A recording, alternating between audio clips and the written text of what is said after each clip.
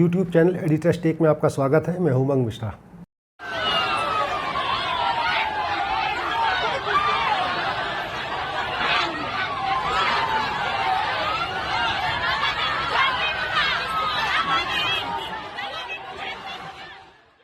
तालिबान की सरकार अफ़गानिस्तान में बन चुकी है।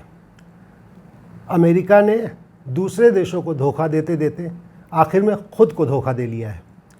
अब जो सीन है उसमें आने वाले समय में क्या हो सकता है, आज हम इस बात करेंगे इस बारे में, और क्या सावधानियां बरतनी चाहिए सभी को, उस पर बात करेंगे आपसे।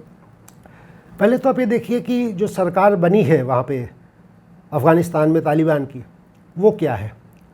वो सरकार पूरी तरीके से पाकिस्तान के इशारों पे काम करने वाली सरकार है, और पाकिस्तान पहले भी पता था कि वो समर्थन इनका कर रहा है, युद्ध में भी उसने समर्थन किए हैं।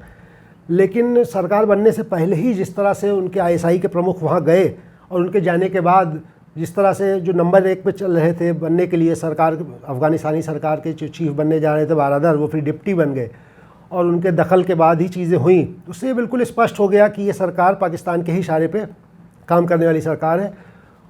तो जो वहाँ सीन बनता दिख रहा है अफ़गानिस्तान में, वो ये है कि अफ़गानिस्तान मतलब तालिबान, अफ़गानिस्तान की जनता तो भारत के ही साथ है, वो तालिबान के साथ नहीं है। वहाँ पर तालिबान, चीन और पाकिस्तान, इसका एक गुट बनता दिख रहा है, जो कि भारत के लिए कोई अच्छी चीज़ नहीं, चिंता का सबब है ये। क्योंकि भारत के अफ़गानिस्तान में इंटरेस्ट है। एक तो इंटरेस्ट ये है कि हमारे बगल में है और हमारी सुरक्षा पर फ़र्क पड़ता है। ख़ासकर जैश ए मोहम्मद, लश्कर ए तैयबा जो उनके साथ मिलकर लड़े हैं, उनका वो अगर साथ देते हैं तो हमारे लिए, चाहे छुप के भी देते हैं तो भी समस्या होगी पैदा। और हमारे बहुत सारे आर्थिक निवेश हैं वहाँ, हमारे काउंसिलेट वहाँ खुले हुए हैं, बहुत सारा इंफ्रास्ट्रक्चर पर पैसा हमने लगाया हुआ है। तो भारत के लिए अफ़गानिस्तान ऐसी चीज़ नहीं जिससे आँख बंद कर ली जाए जिसको लेकर के। और अमेरिका ने जो आँख बंद की है उसका खामियाजा भी वो भुगतेगा, क्योंकि अमेरिका ने अपने 9/11 में जो निर्दोष मारे गए थे, एक तरीके से उनको धोखा दिया, जबकि 20 साल के बाद 9/11 के दिन वहाँ पे अफ़गानिस्तान सत्ता पे काबिज हो जाता है और झंडा उसका लहराया जाता है काबुल में। और अमेरिका ने ये जो काम किया है वो अपने लिए ही नुकसान का कर लिया है, दूसरों का नुकसान करते करते। क्योंकि अगर अमेरिका चाहता तो वहाँ पर तालिबान ना होता, और उसके लिए उसे जितना खर्च करना पड़ रहा था वो कोई बहुत ज़्यादा नहीं था उसके बजट का। लेकिन जिस तरह से पिछली ट्रंप सरकार ने पल्ला झाड़ा और बाइडेन ने तो बिल्कुल ही जल्दबाजी में सारे काम किए, उसका ये नतीजा सामने है। तो अब अमेरिका को ये देखना चाहिए, जो करना था वो तो कर ही चुका नुकसान अपना, वो कम से कम इतना इंश्योर करना चाहिए कि जो ट्रंप सरकार से जो दोहा में तालिबान ने वादे किए थे कि अगर अमेरिका की फ़ौज वापस जाए तो वो क्या क्या करेगा बदले में, उसमें से एक ये भी था कि अपनी ज़मीन को वो किसी आतंकवादी उद्देश्य के लिए उपयोग में लाने नहीं देगा। मतलब वहाँ पे कोई ट्रेनिंग कैंप नहीं चलेंगे, कोई भी ऐसा काम नहीं होगा जिससे कि किसी और देश के खिलाफ हिंसा की जाए। कम से कम इसको इंश्योर करने की कोशिश करनी चाहिए। अभी तक बाइडेन का जो रवैया है वो तो बहुत ही कमज़ोर है। वो जैसे लगता है कि वो कोई दबाव डालने की स्थिति में नहीं है तालिबान के ऊपर। और भारत की पॉलिसी चूँकि कहीं ना कहीं अमेरिका से नज़दीकी इस बीच में बहुत बढ़ी है, और अफ़गानिस्तान के मसले पर भारत अमेरिका के ही पीछे चलता रहा है लगभग। इस कारण भारत की पोजीशन भी बड़ी ऑड सी बन गई है इस समय, कि वो कोई इंडिपेंडेंट स्टैंड बहुत ज़्यादा लेने की स्थिति में रहा नहीं है पिछले दिनों अफ़गानिस्तान के मसले पे। जबकि अफ़गानिस्तान की जनता भारत को पसंद करती है, लोग भारत से ही अपने आप को जोड़ते हैं, पाकिस्तान से नफरत करते हैं। तालिबान के लिए यही एक समस्या आने वाले समय में होने वाली है, क्योंकि अब जो जनरेशन है तालिबान की नई, उसमें से ज़्यादातर आबादी, आधी से ज़्यादा आबादी ऐसी है जिसने तालिबान का शासन नहीं देखा है। वो 2001 के बाद के लोग हैं, उन्होंने खाली सुना है कि तालिबान का पिछला शासन इतना बुरा था, ये था वो था। अब अपनी आँख के सामने उनको देखना पड़ेगा।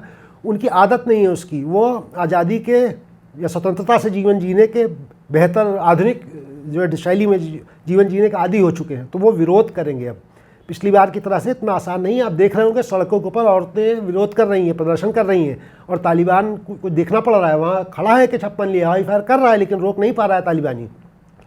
तो तालिबान को अपने यहाँ भी विरोध झेलना पड़ेगा, प्लस अफ़गानिस्तान का जो पुराना इतिहास रहा है, वहाँ वार लॉर्ड्स होते हैं अलग अलग इलाके में, वो प्रभावशाली होते हैं। जब पिछली सरकार बनाई थी तालिबान से पहले वाले अमेरिका ने अपनी सरकार, अपने पसंद की सरकार, उसमें वारलॉर्ड्स को उसने तमाम तरह की जगह दे दी थी। तो वो अपने मूल जो वारलॉर्ड वाला उनका जो भूमिका थी उससे कहीं ना कहीं कट गए थे। उसका भी फ़ायदा तालिबान को मिल गया कि उसका जिस ढंग से विरोध अलग अलग क्षेत्रों में हो सकता था वो नहीं हो पाया इस बार। लेकिन वो सब वारलॉर्ड्स फिर से तैयार होंगे एक एक करके। तो आने वाले समय में अफ़गानिस्तान एक बड़ा अशांत क्षेत्र बन सकता है कि जिसमें कि आंतरिक ही झंझट हो रही होगी कि जनता उसके खिलाफ होगी, वारलॉर्ड्स अलग बवाल कर सकते हैं। और जो अगर वो खुद भी गलत रास्ते पे गया, जिसकी की पूरी आशंका है कि अगर उसने अल-कायदा और ISIS को फिर से मजबूत बनाया और वो उसको आतंकवादी गतिविधियों के लिए वो ज़मीन प्रयोग होने लगी, तो आप ये समझ लिए पूरे विश्व के लिए भी समस्या खड़ी हो जाएगी वो। तो ये जो अमेरिका ने किया है वहाँ पे तालिबान के हाथ में दे करके, वो बहुत बड़ा नुकसान किया है। और आखिर में उसका नुकसान उसे भी हो सकता है, क्योंकि उसके भी लोग, सारे अमेरिकन अमेरिका में नहीं रह रहे हैं। एक तो अमेरिका तक भी पहुँचा जा सकता है अगर इस तरह के गुट एक हो जाए तो, और वहाँ तक ना भी पहुँचा जा सके तो पूरी दुनिया में अमेरिकन्स हैं, उनकी एम्बेसीज़ हैं। तो ऐसा नहीं है कि अमेरिका सोच ले कि हमारे ऊपर कोई फ़र्क नहीं पड़ेगा अगर फिर से जिहादी गुट एक हो जाएंगे।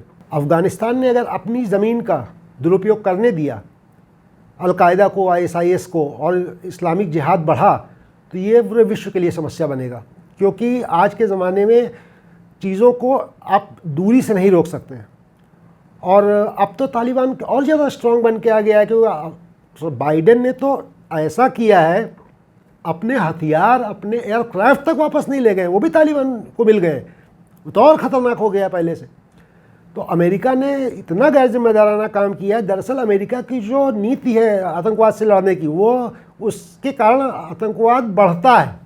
अगर आप पुराने से उठा के देख लें तो इनकी आतंकवाद के खिलाफ जो इनकी कार्रवाई होती है उससे आतंकवाद बढ़ता है। पूरी दुनिया में इस्लामिक जिहाद को बढ़ाने के पीछे अगर कोई एक देश जिम्मेदार है तो अमेरिका है। सोवियत रूस को अफ़गानिस्तान से भगाने के लिए इन्होंने पाकिस्तान को मिलाया और तालिबान पैदा किया इन्होंने। जितने उसमें मुजाहिदीन ग्रुप थे जो कि लड़ रहे थे सोवियत संघ से, उन सब के एक हाथ में कुरान, एक हाथ में के छप्पर इन्होंने पकड़ाई। इन्होंने ही इस्लामिक जिहादियों को हथियार मुहैया कराया, मजबूत किया। वो बाद में समस्या बन गए। ओसामा बिन लादेन अमेरिका के आदमी था भाई, वो तो सोवियत रूस से लड़ रहा था, बाद में अमेरिका का दुश्मन बन गया। यही स्थिति इनकी हमेशा रही। जो बारादर हैं, बारादर अमेरिका के डिटेंशन सेंटर में रह चुके हैं और दोहा वाला समझौता कराने में उनकी भूमिका मानी जाती है। ये तो अमेरिका का तरीका रहता है कि जो उससे लड़ रहा है उसको बाद में मिल जाएगा, कभी दुश्मन हो जाएगा। तो वो जो नीति है उसके कारण बढ़ जाता है आतंकवाद। आप देखिए कुछ कंट्रीज़ में, लीबिया वगैरह में, सीरिया वगैरह में, इन लोगों ने जो सरकारें थी उनका तख्ता पलट करने के चक्कर में वहाँ के इस्लामिक चरमपंथियों को हथियार दिए और उसकी वजह से इस्लामिक स्टेट खड़ा हुआ। तो ये तालिबान, इस्लामिक स्टेट, अल-कायदा, ये सब अमेरिका के पैदा किए हुए हैं और जो बाद में भस्मासुर बन के अमेरिका को ही परेशान करते हैं। लेकिन अमेरिका से ज़्यादा तो वो और देशों को परेशान करते हैं जहाँ पे है, एशिया में ज़्यादा समस्या पैदा करेंगे। तो अमेरिका को अपनी इस नीति का जितना नुकसान उसने दूसरों का करना था कर दिया, अब उसके ऊपर खुद पे आके बनेगी ये चीज़। इसलिए अब सारे देश के, सारी दुनिया के देशों को एक होकर इस पर विचार करना पड़ेगा कि दरअसल समस्या सिर्फ तालिबान नहीं है, समस्या इस्लामिक जिहाद है, जिसका कि एक चेहरा तालिबान है, एक चेहरा अल-कायदा है, एक चेहरा इस्लामिक स्टेट है, कल को कोई और भी चेहरा पैदा हो सकता है। उस विचारधारा को हिट करना पड़ेगा। आपको सिर्फ तालिबान से काम नहीं चलेगा। आपको ये देखना पड़ेगा कि इस तरह के गुट एक्टिव ना हो ज़्यादा और कम से कम एक साथ आके ऑपरेट किसी एक जगह से ना करने लगे।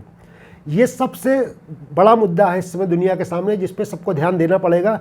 अन्यथा जो आने वाला समय होगा वो अच्छा नहीं है, खासकर एशिया के लिए नहीं अच्छा है इतना अशांत क्षेत्र का वहाँ पे होना।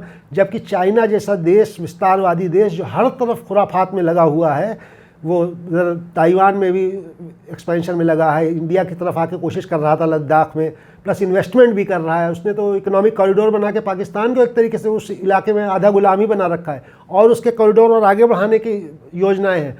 तो एक चाइना आने वाले समय में दुनिया के लिए एक सबसे बड़ी खतरनाक शक्ति के तौर में विकसित हो रहा है, जिसमें उसका सपोर्ट पाकिस्तान कर रहा है, तालिबान करेगा। और पूरी दुनिया को इस बात को नज़रअंदाज नहीं करना चाहिए कि ये दुनिया जा किस दिशा में रही है। अमेरिका महाशक्ति था, अब भी है, लेकिन अब जिस ढंग से चाइना बढ़ रहा है और वो अमेरिका की तरीके से लोकतांत्रिक देश भी नहीं है, यानी अमेरिका का महाशक्ति होने में जो दिक्कतें आती हैं वो तो दुनिया ने देखी। चाइना जब उस तरह से खतरनाक बन जाएगा तो कितना खतरा बनेगा ये आप इसकी कल्पना भी नहीं कर सकते हैं। तो इस विश्व को अगर शांतिपूर्ण ढंग से चलना है, रहना है, विकास करना है, तो बहुत ज़्यादा स्वार्थ के नज़रिए से जो देखने की प्रथाएं शुरू हुई हैं कि सिर्फ अपने देश के नज़र से सोचेंगे और उसमें भी कितना हित सोचेंगे वो एक अलग मुद्दा है। गलत फैसले करके और पूरी दुनिया के सामने समस्याएं पैदा जो की जा रही हैं, इन सब पे रोक लगाने की अब आवश्यकता है। एक कॉमन सहमति बनने की आवश्यकता है। वो सहमति इस्लामिक जिहाद के खिलाफ सहमति की आवश्यकता है, आतंकवाद के खिलाफ सहमति की आवश्यकता है। इस बात की आवश्यकता है कि ये कहा जाए कि कोई भी व्यक्ति जो ऐसा काम करेगा, कोई भी गुट, कोई भी संगठन, कोई भी सरकार जो किसी भी देश में काबिज है, वो मानवाधिकारों का एक सीमा से यदि उल्लंघन करेगी, अगर वो अपने लोगों को ऐसी चीज़ें सिखाती है जिससे वो दुनिया के लिए विध्वंसक हो जाए, तो उसका विरोध किया जाएगा। ये एटीट्यूड नहीं चलेगा कि अफ़गानिस्तान में तालिबान आ गए, अफ़गानियों के साथ कुछ भी करें, हमसे कोई मतलब नहीं है। ऐसा आप करेंगे तो आज अफ़गानी रोएंगे, कल को दूसरे देश भी रोएंगे। इस सोच से लड़ना पड़ेगा आपको जो सामने आ रही है, जिस सोच का को रिप्रेजेंट करता है तालिबान, उस सोच से लड़ना पड़ेगा। अमेरिका की तरफ पिक एंड चूज़ करके आप गुटों से लड़ाई करेंगे तो ये लड़ाई कभी नहीं खत्म होगी, बल्कि बढ़ेगी, जैसा कि अमेरिका ने इस समय अब तक किया है। और उसी के नतीजे में इतने सारे इस्लामिक जिहादी गुट आपके सामने हैं। ये सोच का विषय है सभी के लिए और सभी दुनिया के देशों को सोचना चाहिए। हम सब लोगों को सोचना चाहिए, उस पर्सपेक्टिव को देखना चाहिए कि दरअसल ये जो ढकोसले की लड़ाई आतंकवाद से लड़ी जाती है, उसमें दरअसल आतंकवाद खत्म नहीं होता, बढ़ जाता है।